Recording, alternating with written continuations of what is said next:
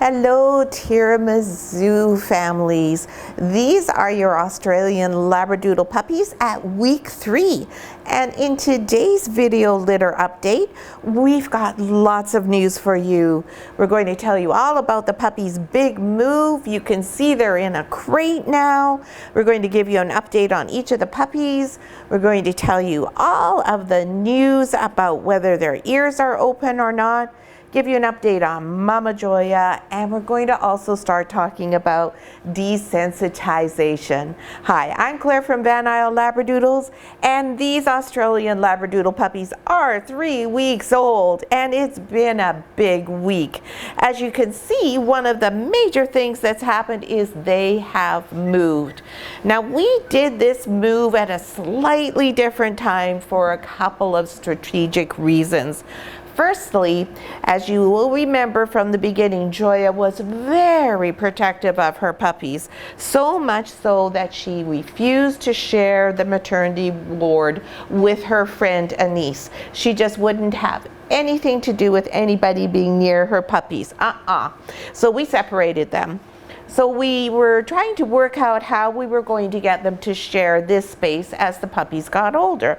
And so I figured, well, perhaps it would be helpful if we moved Anise and her puppies in first, so that Anise somewhat claimed the room, if you will, and then Joya would be the second one in.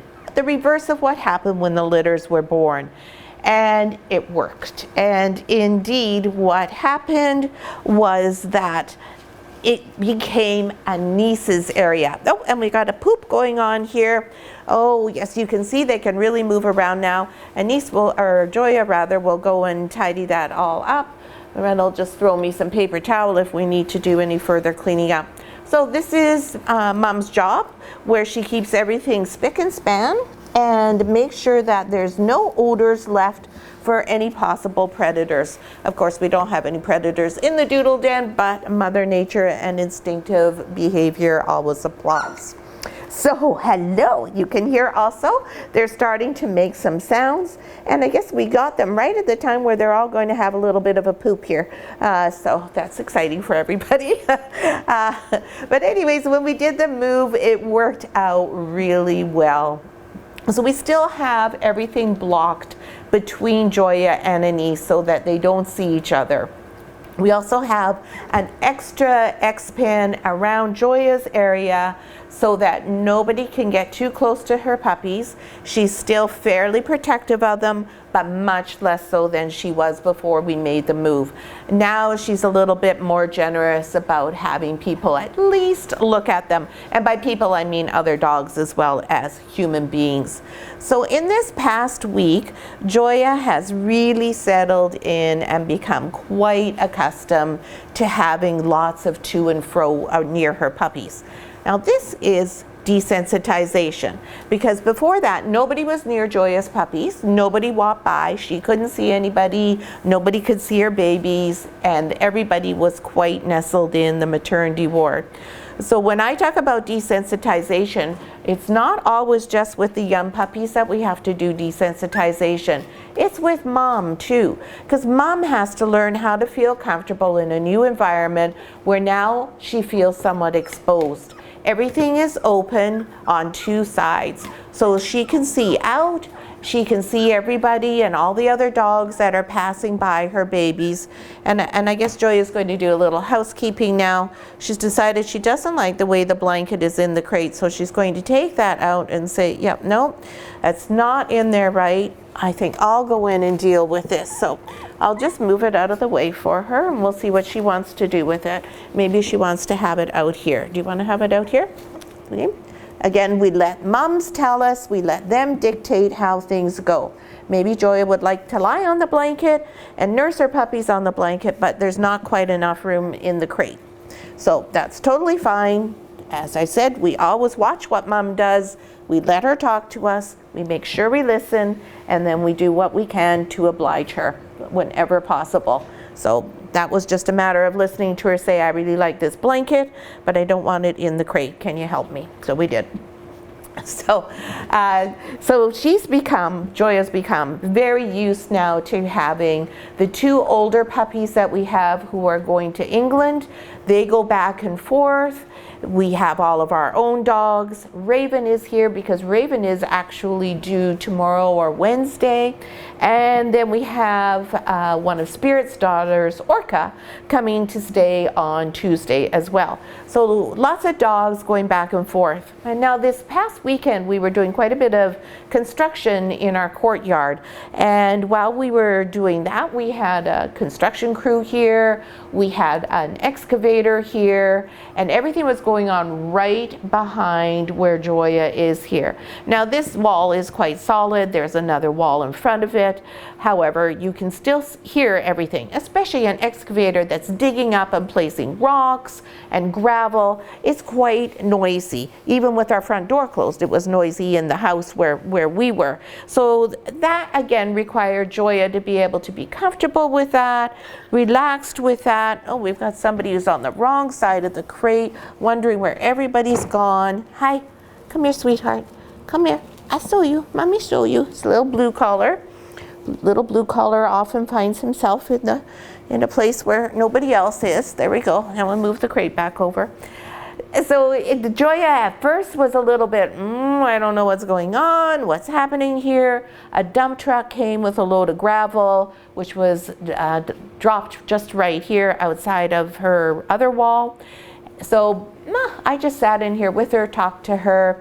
Anise wasn't bothered at all. None of that really interested her. But Joya was somewhat concerned. She went out the doggy door. She barked at the delivery people. And then she decided, oh, it's okay. It's all safe.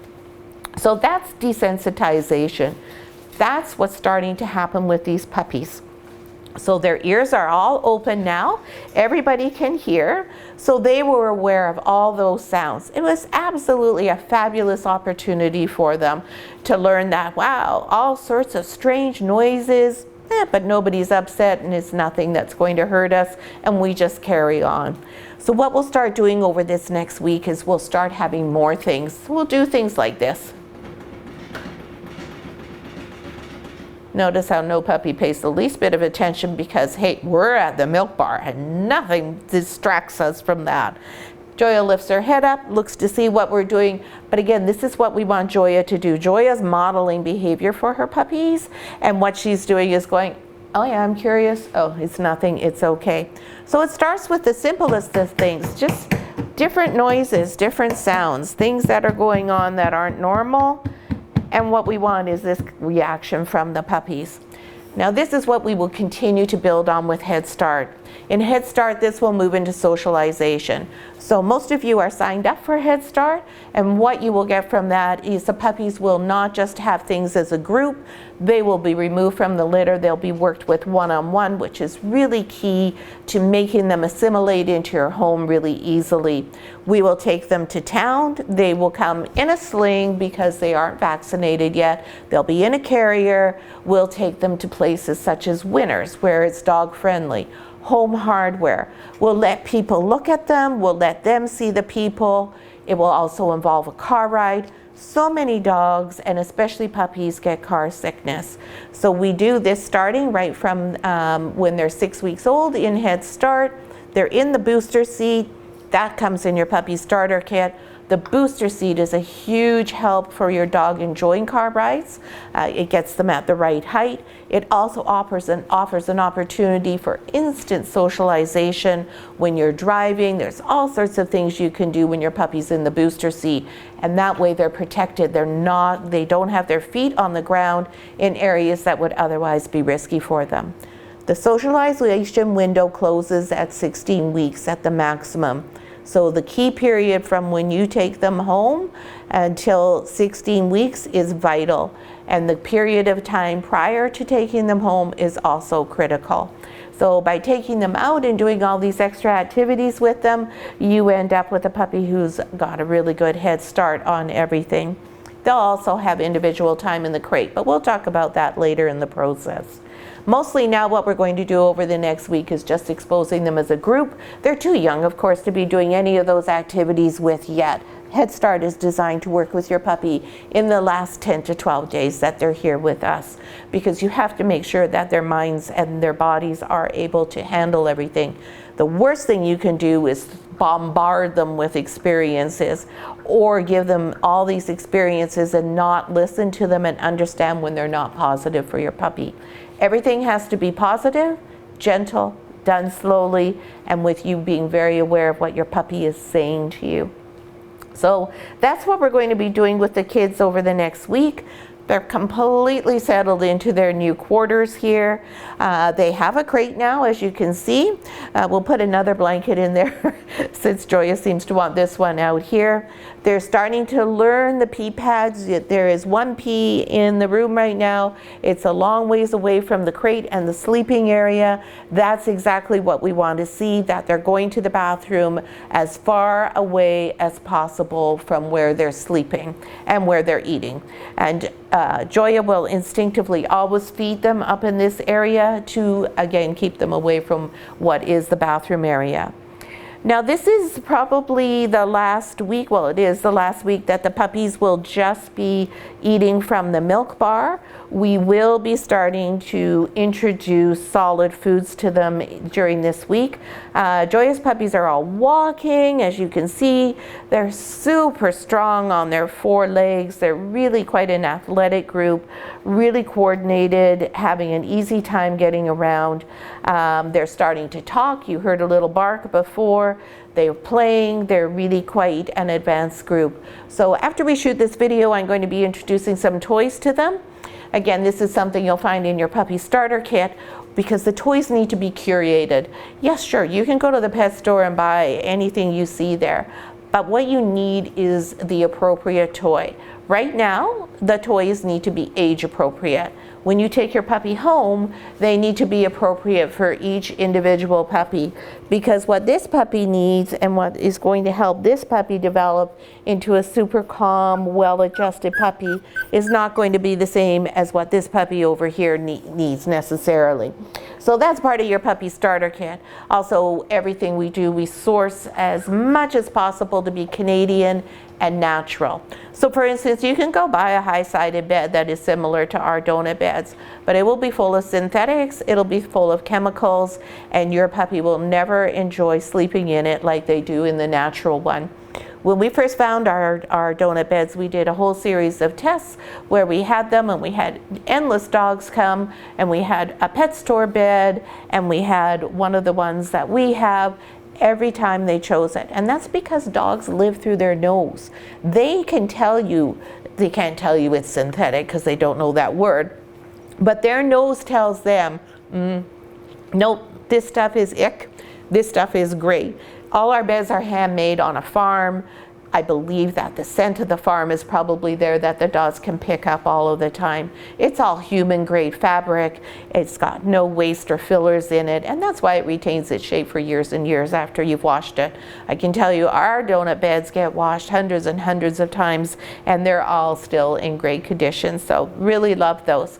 And you want your puppy to be sleeping well. That's really key. First of all, you need a break from the puppy when they're active, and you want them to be asleep comfortably. And second of all, it's critical for your puppy's mental development and their physical development that they get a good night's sleep, just the same as with kids. It's all the difference of, yeah, you can go out and you can pick up a junky mattress for your kid, or you can go and buy something that's really good and supports their posture and helps them have a good sleep. So you'll find in the toys and everything in the PSK all as natural and Canadian as possible, including some of our toys that have like vegetable dye rather than the regular type of dye in them. So the kids are all going to be exposed to lots of fun new things this coming week, with the desensitization coming up, and also with starting to get weaned onto solid food. And Joya is so excited because now she is allowed to go out the back. And she just loves that. She goes out, she bounds out in the morning, and she races around, she sniffs everything, investigates. She just has the best time. She feels so much happier now that she has the whole 5 acres out the back to be able to really go and run. Out the front, she can't run, and so it's kind of boring at first for a girl who enjoys to stretch her legs and get out there and fly, right, girlie? So some people, you'll find some Labradoodle breeders or other dog breeders don't let their mums out at all, or don't let their puppies out. That's not how we do things at Isle Doodles. We want the puppies to be building up their immunity, and they can't do that if they're living in a bubble. So we're always cautious, of course, but we do expose the puppies to as much as we possibly can to build that immunity and also for the socialization. Joya is going to tell us when it's time to wean the puppies. She'll let us know. We always let the girls tell us what they want to do. We never force our moms to wean their puppies before they want to, and we don't make them feed their puppies longer than they want to. Generally speaking, the puppies are totally weaned by 6 weeks, and they go home, the mom goes home to their guardian family. You'll all have a chance to meet Joya, of course, at your puppy family visit, as she'll still be with us then and still feeding the babies. If you ask the babies, they probably like to nurse until they're about a year old. But mom would say, yeah, no, sorry kids, your teeth are too sharp. So that's our update. Oh no, that's not our update for this week. Now we're going to do each of the puppies and tell you what their weights are and a little bit about them. So let me just get my thing up here. So we're going to start with a red collar girl, and handily enough, she just dropped the nipple. This little chocolate girl has a big white splash on her chest. She's just the cutest little thing. She's got a beautiful head, lovely shape, and she is now 1.34 kilograms. Everybody has passed the 1 kilogram mark now. Hello, sweet girl. This is a really cute little girl. Sweet, gentle, very kind, not too pushy at all. Next is her sister, orange collar. If I can find, I think you're orange down here, aren't you? Yes, I'm sure you're orange. Nursing away and not wanting to come off. Yep, I do have the right one. Sorry, come on, buddy. Come on, I know you've got that great spot. You're gonna be mad at me. Yeah, these dogs are all such nice, solid puppies. They're really nice, chunky. There's nothing poodle-ish about these dogs. They all have beautiful lab-like bodies, gorgeous lab-like heads. That's kind of the physique that you look for in a multi-gen Australian Labradoodle. You want them nice and chunky. How beautiful. Orange collar is 1.44 kilograms.